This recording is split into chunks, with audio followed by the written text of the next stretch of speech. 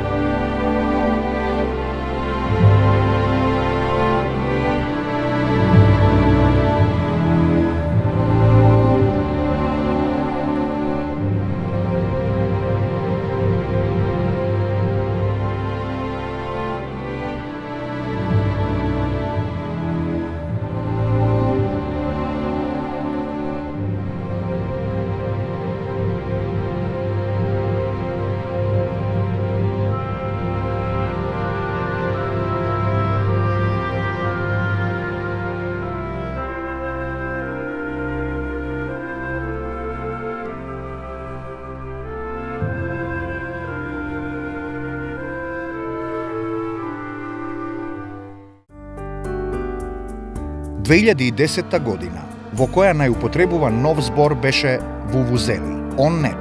Во продавниците во Кейптаун нема повеќе тампони за уши, кои се најбаран артикл поради гласниот звук од трубите вувузели, кои ги користат јужноафриканските навивачи на светското првенство во фудбал. Утрински весник. Околу 90% од вувузелите доаѓаат од Кина, а една од тамошните фабрики најави зголемување на производството на уништувачот на слух и нерви. Од најмногобројната земја во светот стигнува глас дека побарувачката за вувузели е се поголема. Facebook руши рекорди. 500 милиони членови. Партиите во Македонија почнуваат интензивно да го користат. Месни комитети, општински комитети, разни здруженија се представуваат на Facebook.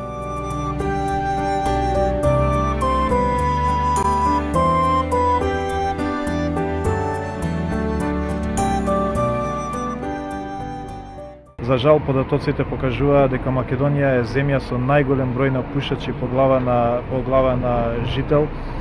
Околу 80 милиони евра годишно се трошат само на пушење, а ако земеме в предвид само дека целата апаратура која што ја купуваме за здравство чини помалку од 60 милиони евра, значи ние само годишно може да купуваме 2 пати повеќе апарати за здравство само доколку се прекине со пушењето. Оваа година ќе биде запаметена и последново.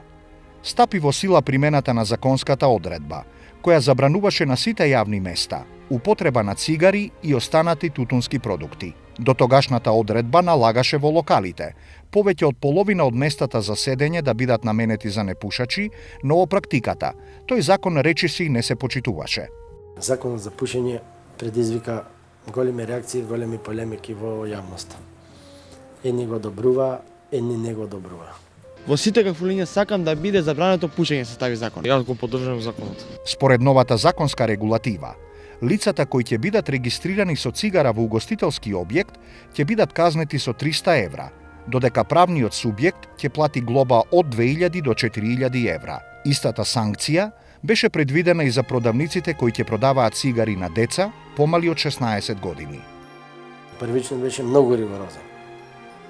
После се направи малечка либерализација, се дозволи да се пуши надвор.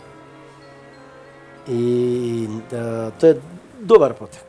Иако има и многу за и многу против, добар закон е. Иако сум ја пушач, али...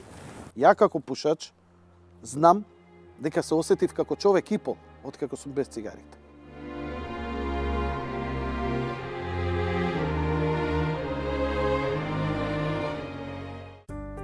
На 4 јануари, македонскиот фудбалер Горан Пандев потпиша 5-годишен договор со фудбалскиот клуб Интер од Милано, што значи дека ова е за него 9-та сезона во италијанскиот фудбал. Дебитантскиот настап за Интер го имаше против екипата на Киево на 6 јануари, во кој Интер славеше победа од 1-0.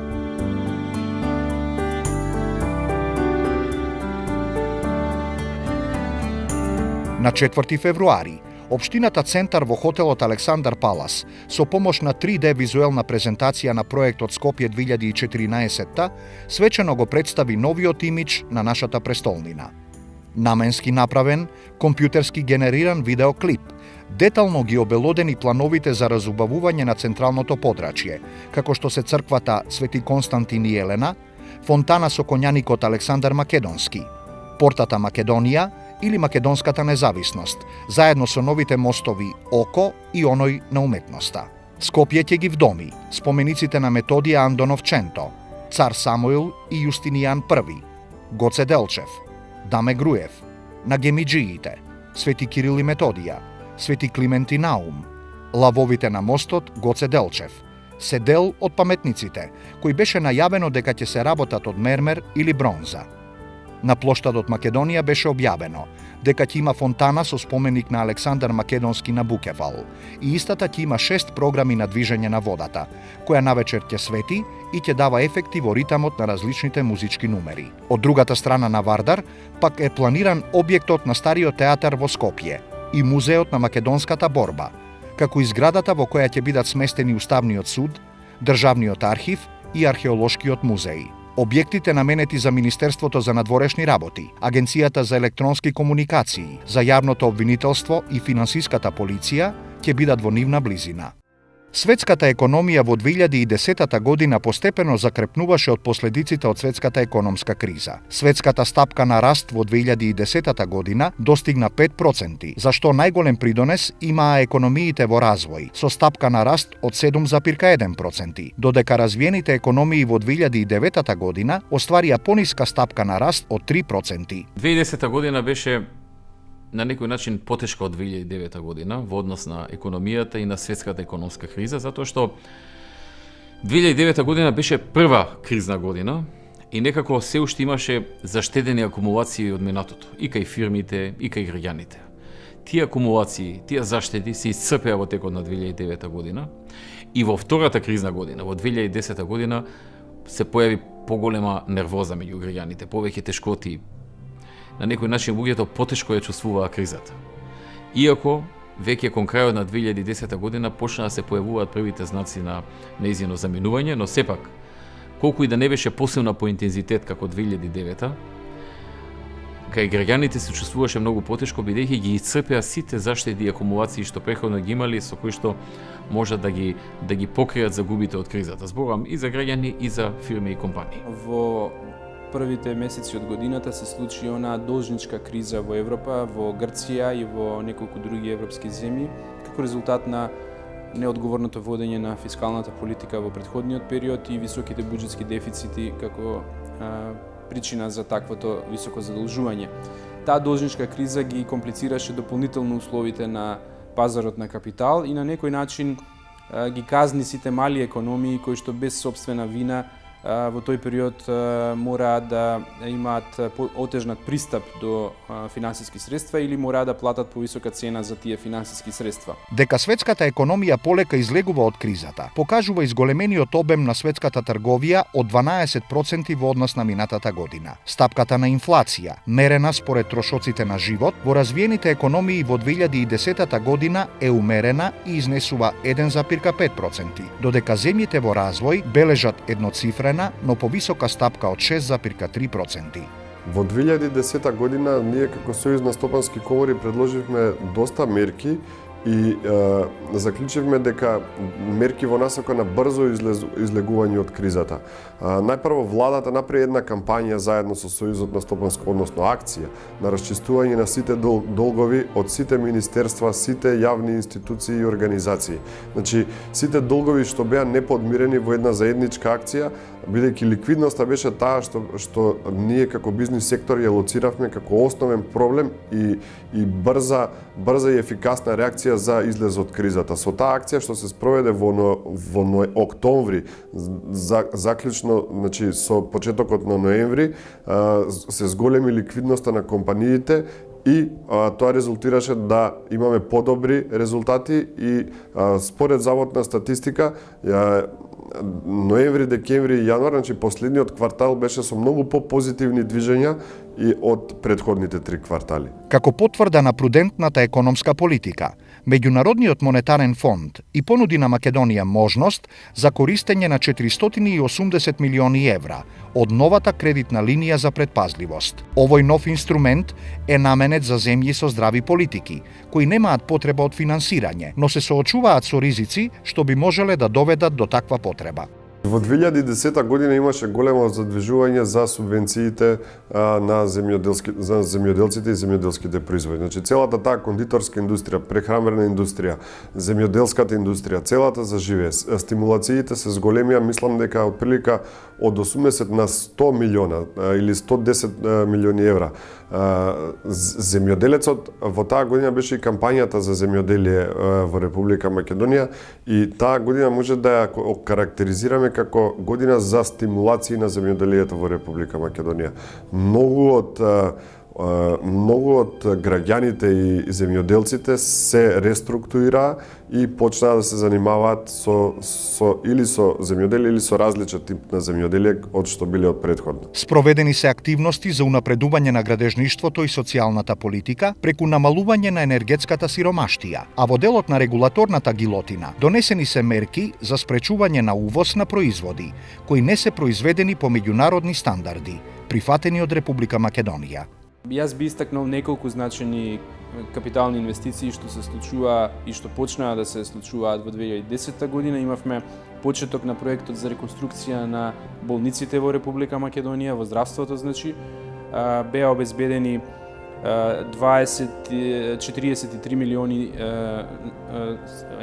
евра средства од Банката за развој при Советот на Европа наменети за првата фаза од овој проект, што подоцна ќе бидат проследени со уште дополнителни 50 на 60 милиони евра, значи вкупно околу 100 милиони евра овој проект ќе овозможи да се искористат за реконструкција на сите здравствени установи во Република Македонија. Значи со овие 43 милиони евра беа опфатени првите 20 на јавни здравствени установи и нивната реконструкција веќе почна во 2010 година. Државата започна набавка на опрема во здравството вредна 100 милиони евра. Никогаш преходно немало таква набавка, ниту во приближна вредност. И како што може да се види, најголемиот дел од таа опрема веќе почна да пристига и болниците повторно добија модерна опрема. Односно, не знам дали може да се каже повторно, бидејќи никогаш како досега. Нашето здравство немало толку технологија, опрема и апарати како што сега се доби со оваа голема набавка од вредна околу 100 милиони евра. Беа донесени и неколку реформски закони за подобрување на бизнис климата, а се однесуваат на подобрување на состојбите во финансискиот сектор, царинското работење и за унапредување на казнената политика. Доста од даноците беа намалени, како данокот за градежништво и така натаму, значи за градежни материјали, значи се воведоа мерки кои го стимулираа македонскиот пазар и работата на македонскиот пазар. Доста работи од владата на Република Македонија превзема во своји раце да ја зголеми нарачката на работа кај доста голем дел од македонските компании, поготово во градежниството. Така да имаше потоа мерка за раздвојување на плаќање на придонесите и плаќањето на ДДВ, значи од еднаш во месецот на 2 пати, што многу од фирмите минатата година да не беше таа мерка, немаше да ги пратат своите вработени на одмор, значи не може да ја поминат платата во личниот доход, не може да го поминат во управата за јавни приходи. Така да многу од мерките беа ситни, но беа многу во прав момент или интерактивни, да речам, во соработка со бизнис секторот, каде што допринесоа за брз ефект. Меѓународните финансиски институции и во 2010 година ги потврдуваат реформите на Македонија за подобрување на конкурентноста и бизнис климата. Потврда за економските реформи во 2010 година стигна и од неколку реномирани меѓународни институции. Според извештајот Doing Business на Светска банка, Македонија е рангирана на високото 38 место, споредено со 183 држави и е далеку пред земјите од регионот. Дополнително, во овој извештај, Македонија е вброена во земјите кои 5 години во континуитет спроведуваат реформи и ги подобруваат условите за вршење бизнис.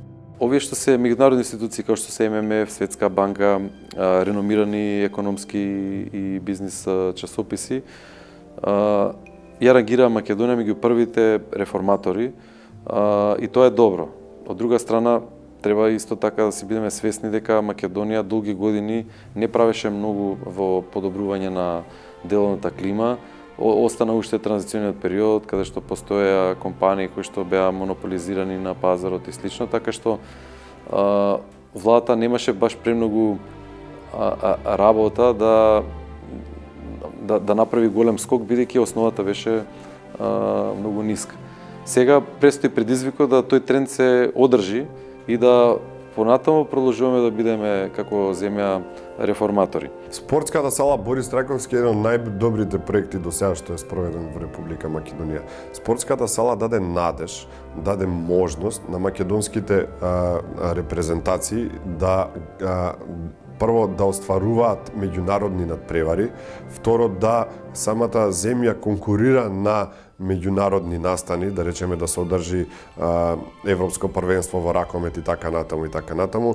И основно што даде една гордост, значи ние имаме сега сала од ранг на европска сала, каде што имате мотивација на навивачките групи, каде што еден центар каде што сите може да дојдат достоинствено и да кажат навиваме за Македонија. Спортската сала Борис Трајковски е важен сегмент, затоа што Македонија и нема некоја репрезентативна сала да се обере, да може да се организираат спортски настани, културни настани. И тоа уште фали, би рекол, една конференцијска сала или систем од конференцијски сали како што постојат во другите земји, за да може да се организираат меѓународни конференции, било да се тоа од политиката или од бизнисот, кои што исто така привлекуваат многу луѓе, привлекуваат инвестиции и може да се на тој начин подобрува благосостојбата и на граѓаните, а и фирмите да имаат од тоа бенефит. Тоа беше година кога реформите продолжија. Со исто темпо како во 2009, во 2008 и во 2007, иако кризата не дозволуваше тоа многу да се почувствува и да се види од граѓаните. Но сепак, темпото на работа во владата успеавме да го задржиме, онака како што беше и преходно. По 15 часа работа.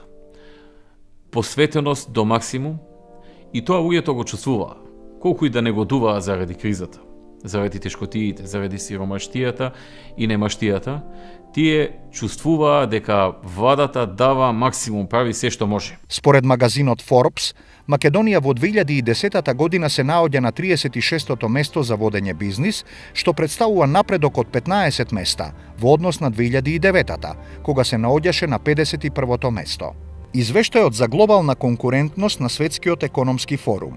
Република Македонија во 2010 година ја рангира на 79-то место од 139 земји, што представува подобрување на рангот од 10 места во споредба со 2008 година. На 19 април, Министерството за внатрешни работи ја спроведе акцијата Метастаза, при што беа уапсени 37 лица кои се осомничени дека земале подкуп за да доделат инвалидска пензија. Од страна на припадниците на МВР беа приведени лекари од клиниките во Скопје и од болници во внатрешноста на земјата и вработени во Фондот за пензиско и инвалидско осигурување. Меѓу уапсените имаше и членови на првостепената и на второстепената комисија, што одлучува по барање за инвалидски пензии. Скопскиот кривичен суд им одреди првично 30-дневен притвор на сите 34 лица, приведени во оваа акција, а МВР информираше дека станува збор за криминал тежок околу 165.000 евра. Начелно сите беа за лустрацијата. Сите партии ја поддржува лустрацијата, зборува за лустрацијата, но реално никој не беше за лустрација. Откако Уставниот суд реши рачистувањето со соработниците на тајните служби сместени во некои од фотелите да биде до 91-та, авторот на законот Стојан Андов, но и дел од стручната јавност ја отворија дилемата како ќе се применува сега законот што остана без горната временска рамка. За истото прашање одговор ќе бара и Комисијата за верификација на фактите, надлежна за примена на законот. Демократското просветлување или прочистување на општеството требаше да се случи уште во раните 90-ти години, тогаш кога настанува промена на еден во друг систем. Општа констатација и и кај пратениците во сите политички партии, но и кај граѓаните во јавноста дека е закаснато. Знаете како, тоа е, ние сме меѓу последните земји во Европа што спроведуваме лустрација. Тоа е еден, како се вика, еден процес на прочистување на системот од старите структури. Ефектот од нивната досегашна работа според принципот тргни застани поради различните проблеми со кои што се соочуваа, се добиените изјави од врвот во државната и локалната власт, а пред нив се и куп изјави од судската власт. Има одредени отпор, одредени, еве да кажам, институции, можда политички партии, не би рекол, него поише би рекол на одредени политичари, кои што даваат отпор на профункционирањето на илустрацијата. Видовме дека од 90-та година наваму, иако постоеше од 91 година нов демократски устав кој што гарантира заштита на човековите слободи и права, никој не успел да стигне до своето право. Никој не успел да се справи со тоа да докаже дека трпел биле кршени неговите човекови слободи и права од страна на државата, односно од страна на тајните служби. И убедени дека тој систем на кодошење, полициско кодошење продолжил и после 90-та година со несмалена жештина. Бевме убедени дека мора да се донесе законот и законот да важи до моментот на неговото донесување. И за жал илустрацијата уште не започната, се компрометира. Од институционална што требаше да биде илустрацијата, значи комисија за верификација на факти и таму да се одлучува да се проверуваат, се префрли на улицата, стана улична илустрација. Паѓа во дворови досиеа, се фалсификува досиеа, сите беа кодоши, не се водеше сметка ниту за приватноста и многу тој процес забега. Добар филм на ДПА во кој сум и јас, изјави министерот за локална самоуправа Муса Џафери, денот како професорот на Тетовскиот универзитет Шпент Љушија исполни како што изјави граѓанската должност, предавајќи ги информациите што ги нашол во дворот за тројца функционери на ДУИ на комисијата за лустрација. Професорот има некој долг према некој, па мора да ја игра оваа улога и мислам дека јас мојот интегритет и така натаму ќе ја бранам преку институциите. Тој процес ја мислам дека ќе трае подолго, лошо се води, се користи за политичка преспитка меѓу партиите. Оние што се на власт, лустрацијата ја користат за да ја компрометираат другата партија, дека кај нив има повеќе кодоши, меѓутоа од друга страна тие немаат желба да се справат или да ги илустрират кодошите кои што се во нивните редови. За жал, кога почна законот, се случи одлуката на Уставниот суд и најважниот период од осамостојувањето на Република Македонија, значи од 91 година па наваму, тие кажа дека донесоа одлука дека лустрацијата не треба да се спроведува, од 90-та година па натаму, затоа што имаме нов демократски устав кој ги гарантира човековите слободи и права. Остро се спротивставуваме на одлуката на Уставниот суд за време на забрана на неколку членови од законот за лустрација, особено делот со кој се намалува временскиот период за спроведување на законот. Велат жртвите на шпионите, поддршка ќе побараат и од политичките партии. Наивно е да се поверува дека инсталациите, структурите и поединците кои вршеа влијание, психолошка и физичка тортура врз нашите семејства, преку ноќ престана да действува со стекнување на зависноста. Би упатил апел на комисијата за верификација на факти да бидат малку поагилни, за да може да се зафати што поголем број на личности кои што треба да бидат илустрирани, да може да се зафати што поголем временски период и, у крајен случај, што побрзо да се затвори тој процес, за да се дојде што побрзо на времето на помирување што треба и да одиме напред. Баш би сакал да видам и тој чудо за таа лустрација. Не верувам дека лустрацијата ќе се истера до крај. Бидејќи ние каскаме, како за све што касно палиме. Пола од Европа, пора од балканските држави, уште 90-тите си го реши тоа прашање. Тоа беше небезболно. Кај нас сега, после толку време, сега лустрација, да се расчисти со едно минато, да се трнат со одредени луѓе, и од целиот тој процес, само еден човек да најде дека е бил соработник кодош, и то за средна школа, мислам дека е смешно. дека комисијата за верификација падна на испитот. Мора тој процес да заврши или да не почне. Бидејќи како што е трнато, мене ми изгледа лов на вештирки. Ја мислам дека доколку, барем тоа е мој впечаток, не мора да е вистина, мислам дека кога би се спровела вистинска лустрација во Македонија, мислам дека Македонија ќе биде обезглавена. Сите институции во Македонија ќе бидат обезглавени и мислам ќе треба да направиме генерален избор за и во законодавната, и во извршната, и во судската власт.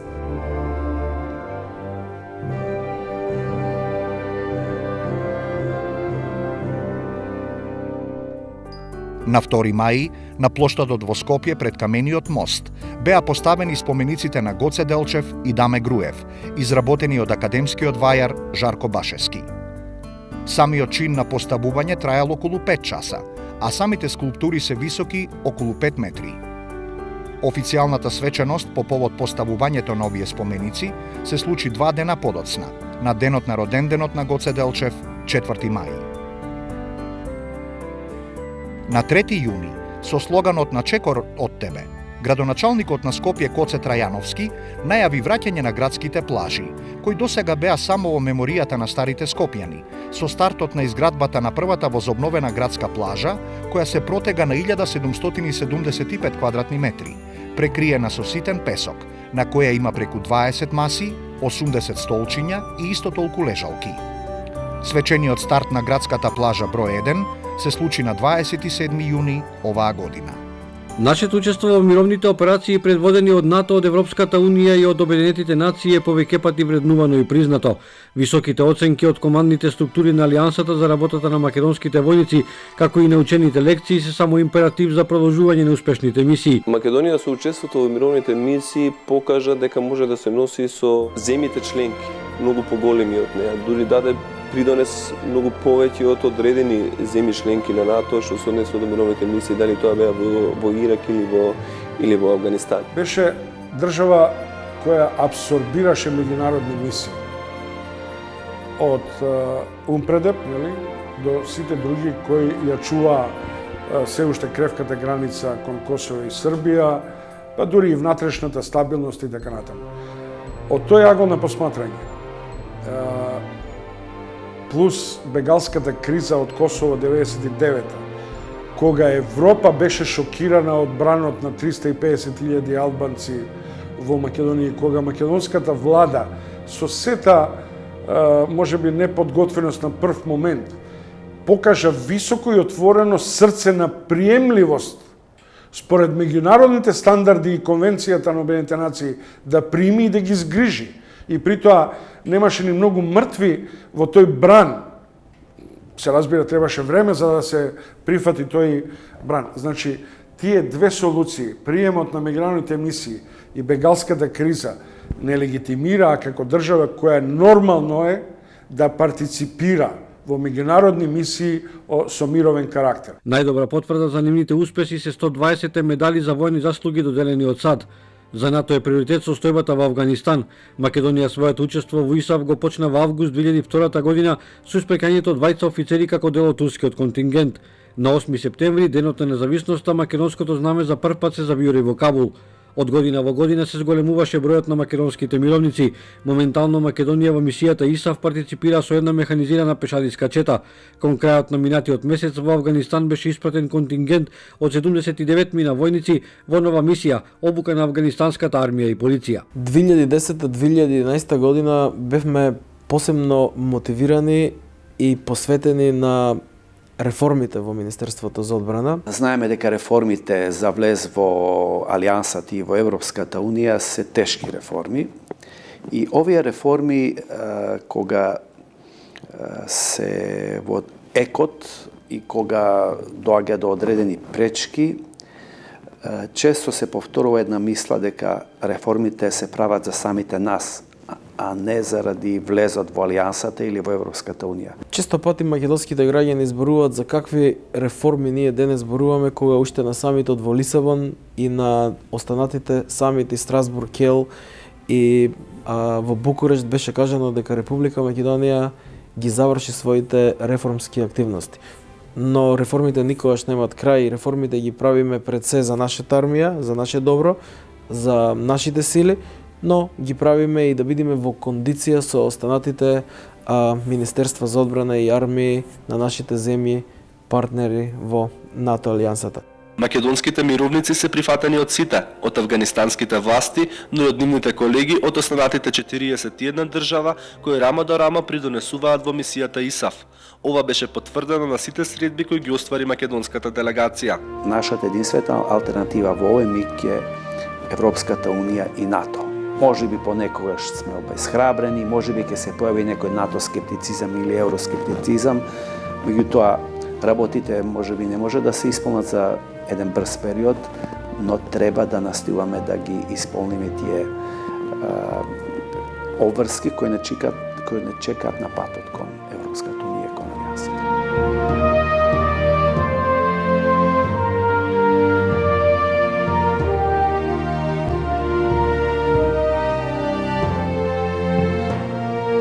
На 7 јуни, на локација каде што некогаш се наоѓал хотелот Македонија, кој се урнал во земјотресот во Скопје во 1963 година, денес кафе барот Тренд, беше поставена мермерната скулптура на првиот председател на президиумот на АСНОМ, Методија Андонов Ченто.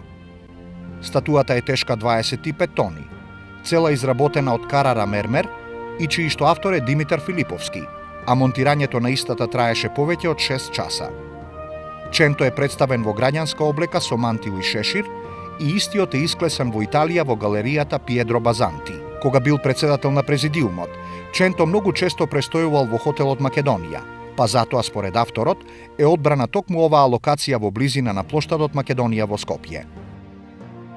Сите хуманитарни организации кои се невладини организации ме номинираа 2 пати за Нобелова награда. Имам право 7 пати да ме има право уствари секоја една личност да ја номинират 7 пати. Ја до сега 2 пати ме номинираа. Ја верувам пак ќе ме номинират затоа што знам дека мајка Тереза тек 7-миот пат ја доби наградата, кога 7-миот пат ја номинира. 7 пати имаш право да се номинираш. Ја верувам пак ќе ме номинират. И верувам дека ќе ја добием наградата. Јас сум еден голем оптимиста. За 66% од јавноста во Македонија, членството во Европската Унија е добра работа. Станува збор за 72-иот национален извештај на Евробарометар, според кој во пораст е и бројот на граѓаните во Македонија од 75 на 76%, кои очекуваат придобивки од зачленувањето во ЕУ, што е значително поголем процент во споредба со двете земји кандидатки за членство – Хрватска и Турција. На надворешно политички план во 2010 година беше забележливо и значено за нас што имавме председавање со Советот за Европа, кое што мощно и успешно беше организирано и завршено со честитки од сите страни за организацијата и за председавањето на тој Совет за Европа. Беше една од повисоките достигнувања на Македонија во надворешната политика. И заедно со преходно визната либерализација и двата позитивни извештаи од Европската комисија, практично тоа се едни од посилните дострели во надворешната политика во овој период. Стратешка цел на Македонија е членството во Европската унија и НАТО. Кон Европската унија постои една голема посветеност затоа што од она што го имаме досега во целиот тој процес укажува дека тоа е единствен начин, на доброволен начин да се согласите да го менувате вашето општество, да ги менувате навиките во функционирањето на институциите и доброволно да прифаќате промени во политичката, економската, социјалната сфера.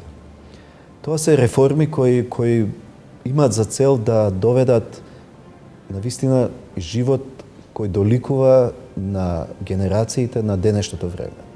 Значи, затоа Европа е многу повеќе од она институционална рамка која ние ја доживуваме преку реформите. Европа е едноставно стил на живот. Но името е тема која и понатаму е многу присутна во медиумите. Филе. Да се реши името за да се одреди датум за преговори. Груевски. Предлогот за фазно решавање на спорот со името неприфатлив за Грција.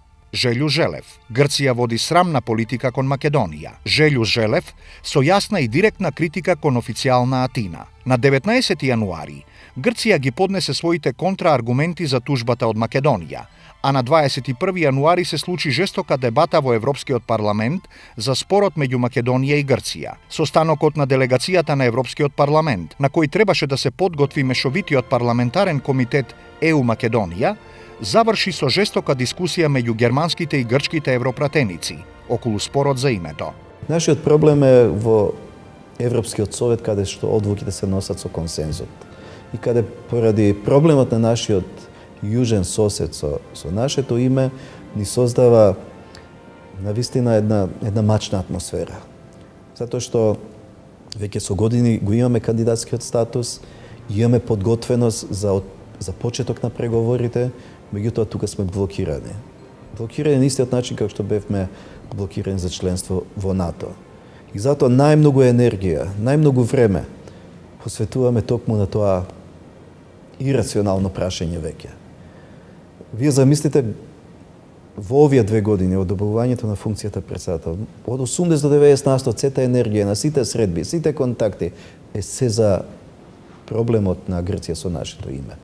Пристигнува поддршка за Македонија од повеќе страни. Груевски очекува да проложат директните контакти со Папандреу, се надева на промена на грчките позиции.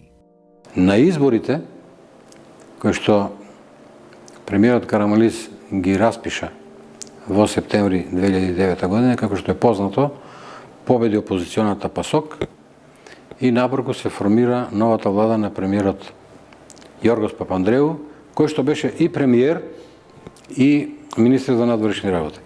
Јас, по основа на тоа што ми е предпоставен како министер за надворешни работи и по основа на тоа што долго време се познаваме и имаме дури лични пријателски односи, ја искористив честитката и го подсетив на тоа што се случи во 2005 година, кога, сеќам точно на 19 мај 2005 година, бев повикан во Грчкото министерство за надворешни работи и усмено ми беше кажано дека од тој ден Република Грција ги прекинува сите политички контакти со Република Македонија и го прекинува подпишувањето на сите спогодби и договори чии што содржини веќе беа усогласени, заради тоа што со политичките контакти и со подпишувањето на билатералните договори сме го полнеле нашето досие со кое што пред Европа сме докажувале дека градиме пријателски односи, имаме соработка на сите полиња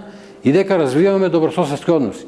Нешто што тие во тој момент сакаа да го искористат токму во спротивна насока. Тие тврдеа дека не градиме добрососедски односи, мислејќи само на тоа дека под градење добрососедски односи тие подразбираа прифаќање на името што го налага грчката страна, односно подразбира дека не градиме непријателски односи затоа што не го прифаќаме тоа решение.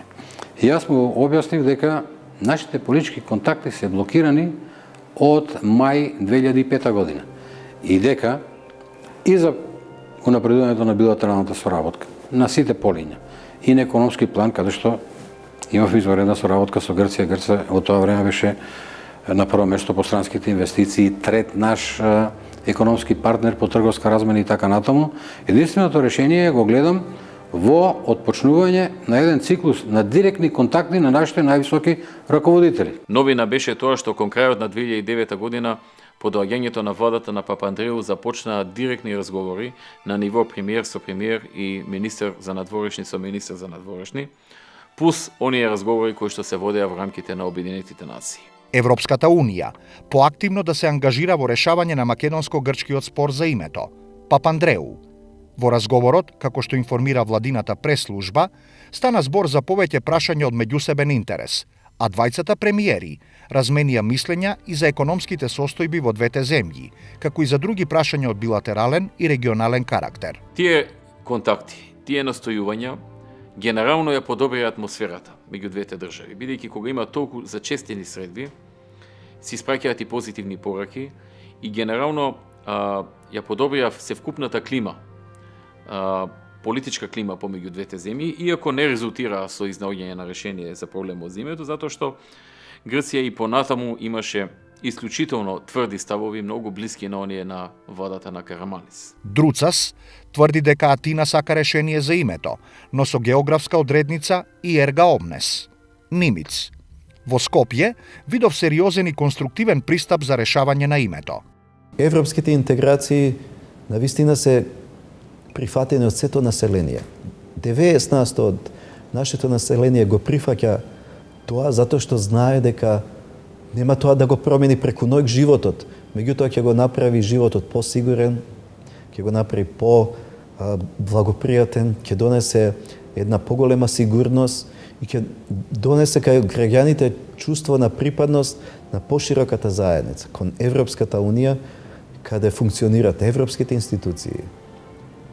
И тоа е тоа што не мотивира постојано да наоѓаме начини како да најдеме решение за овој проблем што постои. Веројатно, согледувајќи историјата на политиката, на политичките односи, на меѓународните односи, проблемот секој пат се решава кај што настанал.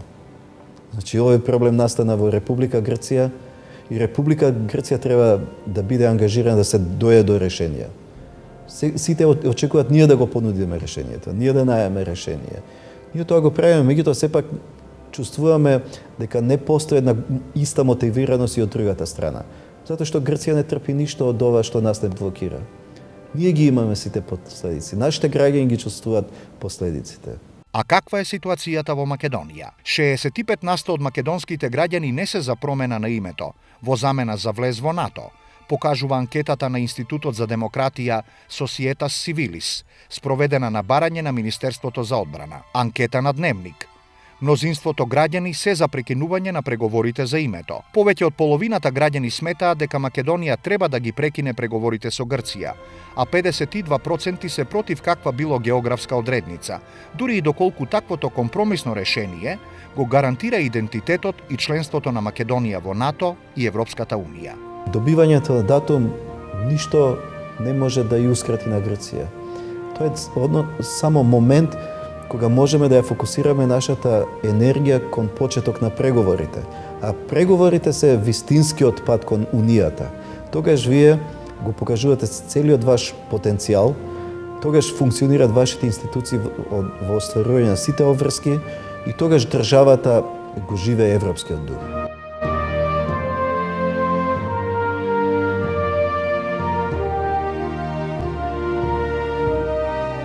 На 21 септември, улицата Илинденска официјално стана булевар.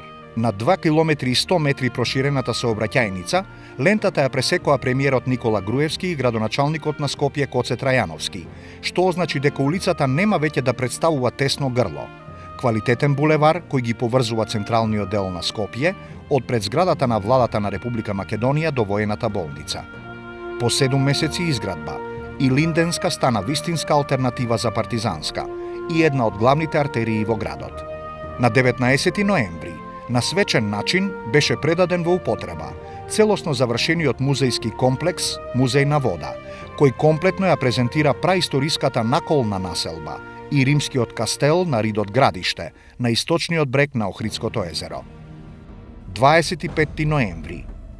Инспекцијска контрола на Перонаков без број. А1 обвинува за упад. МВР демантира. Случајот станува исклучително актуелен. За акцијата на државата на фирмите на улица Перонаков, јас колку што знам, истрагата е завршена и треба да почне судењето. Обвинет тамо собственикот Велја Рамковски, управителит, обвинети се за, мислам, 3 дела за перење на пари, надлосторничко здружување и за затајување на данок. Груевски. Случајот со А1 телевизија е злоупотреба од СДСМ и опозицијата. Според него, тоа не е изненадување. СДСМ и во други наврати се обидувала да ја манипулира јавноста, меѓутоа времето ќе покаже дека тие се обиделе да извршат манипулација на граѓаните. истакна премиерот. Црвенковски истакна дека Македонија е киднапирана држава од еден човек и од неговата фамилија, а 2 милиони граѓани според него се заложници, изјави Црвенковски и додаде дека таквата заложничка драма конечно мора да се реши, зашто одлуката била во раците на граѓаните. Во ВМРО ДПМН смета дека се згрозени од активностите што ги презема СДСМ. Социјалдемократскиот сојуз според нив очигледно е дека се обидува да злоупотреби и да стопира легитимна активност на управата за јавни приходи. Би сакале да демантираме дека станува збор за активност на Министерството за внатрешни работи. Она што ние го знаеме дека станува збор за контрола од страна на управата за јавни приходи на 6 фирми регистрирани на истата адреса на која што и во истиот објект каде што се наоѓа А1 телевизија од вкупно 40 кои што постоеле во тој објект и на таа адреса и дека не станува никаков контакт правен помеѓу било која институција и А1 телевизија. Според нив, информациите потврдуваат дека членови на Централниот одбор на СДСМ и представниците од општинските организации се организирани за да предизвикаат тезична состојба, а може би и нереди. Случајот кој во јавноста стана препознатлив под името Пајажина, секако дека ќе остане запамтен меѓу граѓаните на Република Македонија, не само заради предметот кој случајот го опфаќа, не само заради неговата комплексност и сложеност, туку заради тоа што на некој начин представува еден дисконтинуитет со еден претходен систем. Ако во минатото кај делот луѓето, кај одредени структури постојал впечаток дека има фирми кои треба да бидат контролирани и има фирми каде што институциите на системот едноставно никогаш не може и не смее да влезат. Перфидното сценарио што пред 6 дена го гледавме на Перо Наков безброј, својата премиера ја доживеа уште во 2006 кога Бучковски беше македонски премиер. Единствената разлика е што тогашната опозиција не застана во одбрана на криминалот како што го стори тоа актуелната опозиција пред 6 дена. И во 2006 инспекторите на УЈП се обидува да извршат контрола на финансиското работење на фирмите на Перо Наков безброј. И тогаш А1 не беше предмет на контрола, но и тогаш медиумот, односно неговиот сопственик, излезе со истата приказна. Власта прави упад во А1 за да не замолчат и да не заплашат.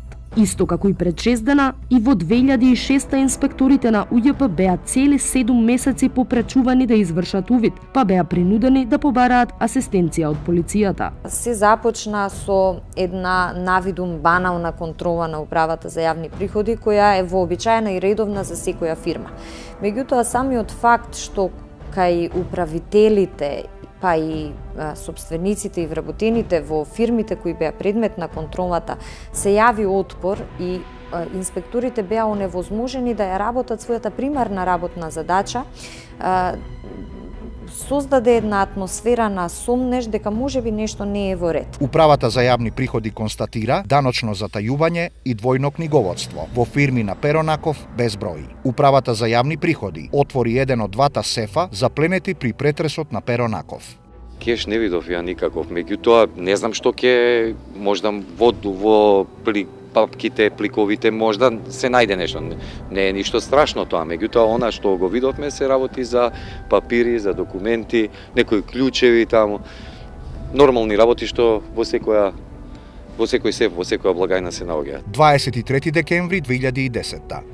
Приведени Велија Рамковски и управители на фирми од Перо Наков безброј.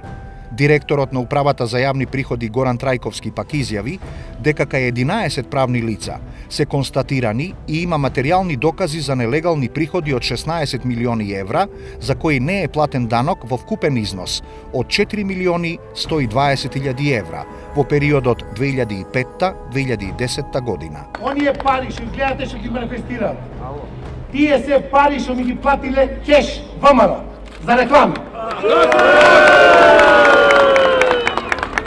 Повеќе од 4 милиона евра имат рекламирано на телевизијата. Немат повеќе од 100.000 евра легално платено. Ние се соочивме со една ситуација каде што полициските службеници, даночните службеници, припадниците на финансиската полиција беа принудени да работат, да функционираат под еден исклучително голем притисок од медиумите, заради тоа што нивната работа беше буквално снимана со камери за цело време додека се случуваше контролата, односно додека тие ги извршуваа своите службени действија во фирмите на Перо Наков безброј. Некој ќе рече притисокот е голем, може да се направи грешка и јас ќе се сложам со тоа. Меѓутоа, од друга страна и добро е што камерите беа постојано вклучени и практично целата јавност можеше да види дека и полициските службеници, и даночните службеници, и припадниците на финансиската полиција, и сите оние инспектори од различни инспекторати безпрекорно ја завршија својата работа, дека ниту еден од нив, ниту за момент не излезе надвор од своите овластувања и дека беа испочитувани сите процедури кои ги налагаат законите и кои ги налагаат процедурите на постапување во вакви конкретни случаи, како што беше случајот на Перо Наков безброј.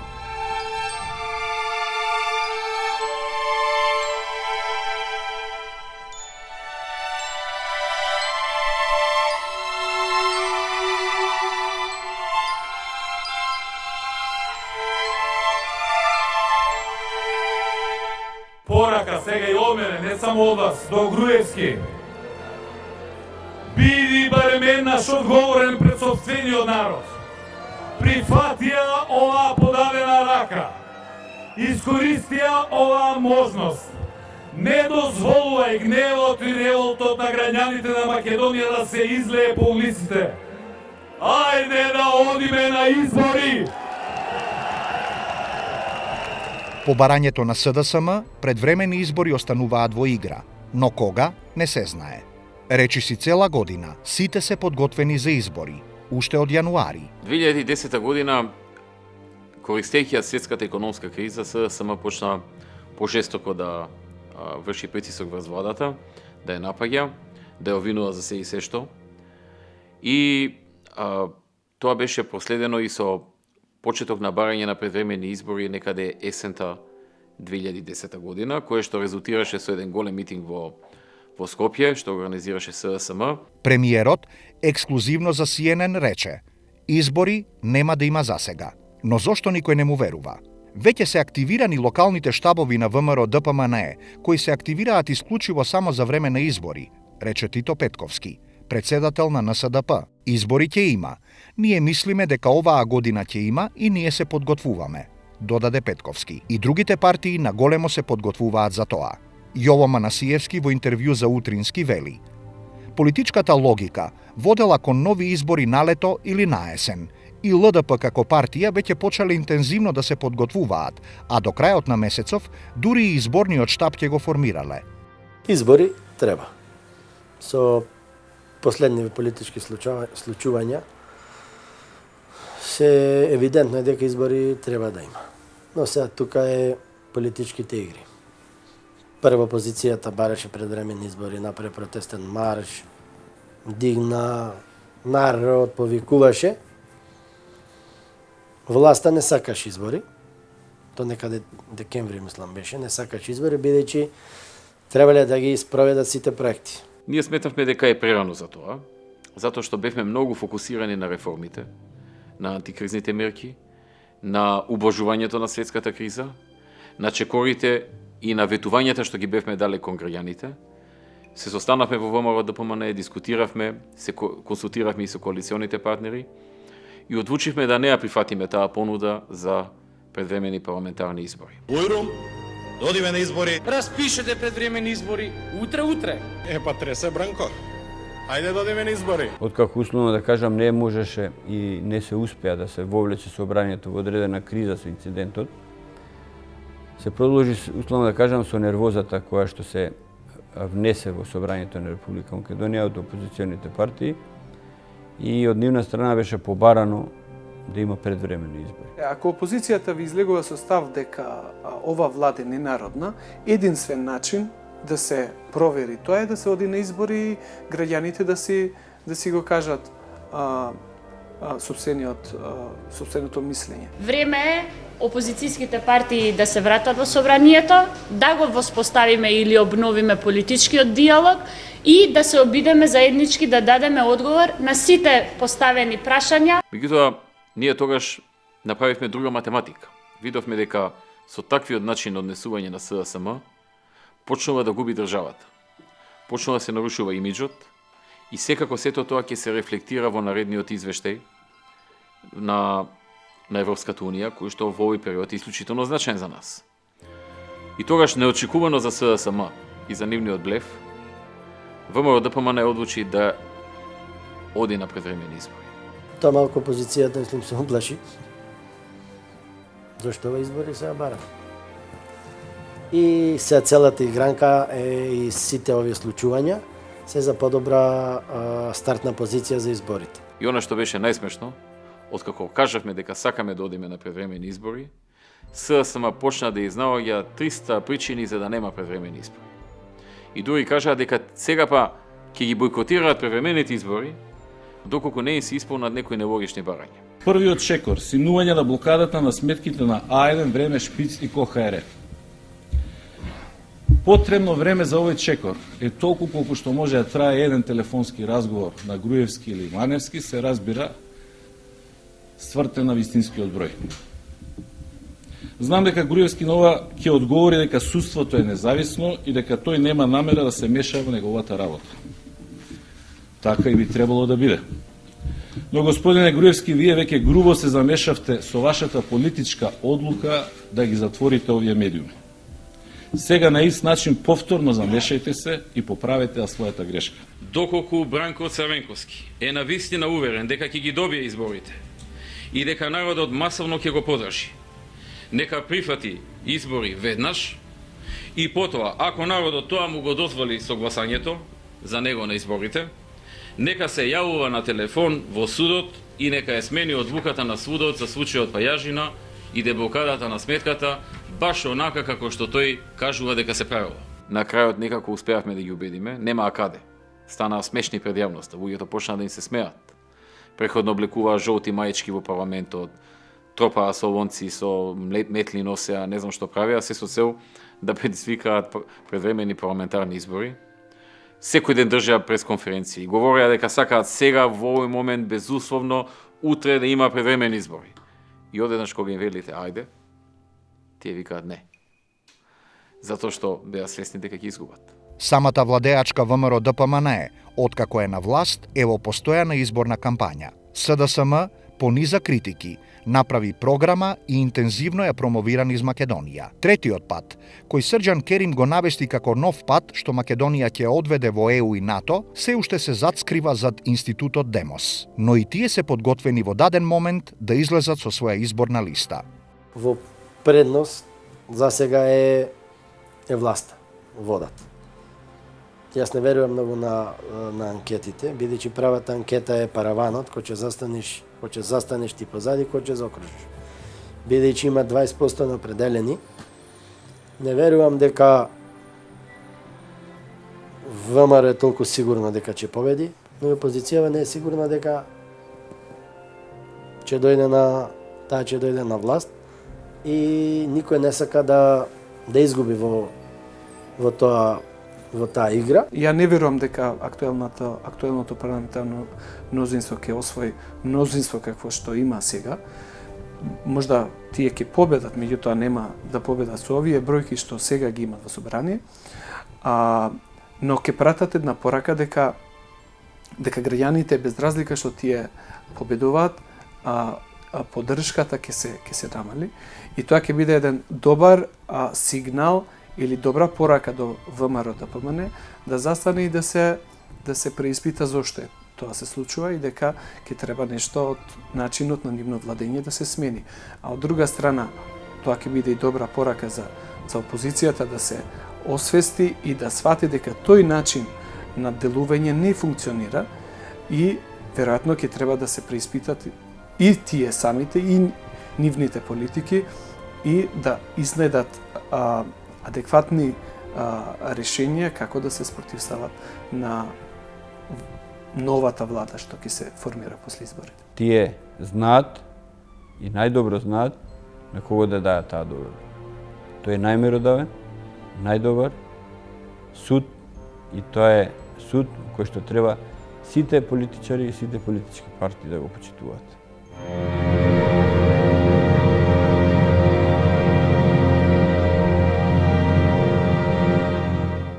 На 28 декември почина Атина Бојаджи, македонска маратонка во пливање. На 11 годишна возраст успеала да ги собори сите македонски рекорди во пливање на кратки патеки, во слободен стил, делфин и други. Атина стана светски шампион во маратонско пливање во сладки води на Охридскиот маратон, одржан во 1962 година, кога имала само 18 години, со што до денес останува најмладиот шампион на Охридскиот пливачки маратон на сите времиња.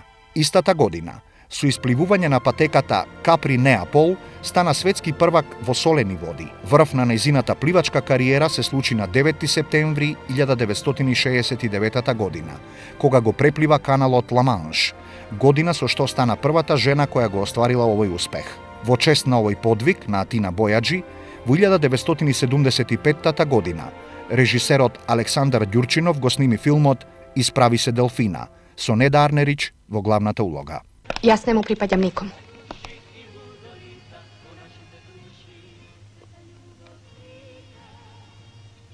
И не сакам да бидам пеперутка со подгорени крилја.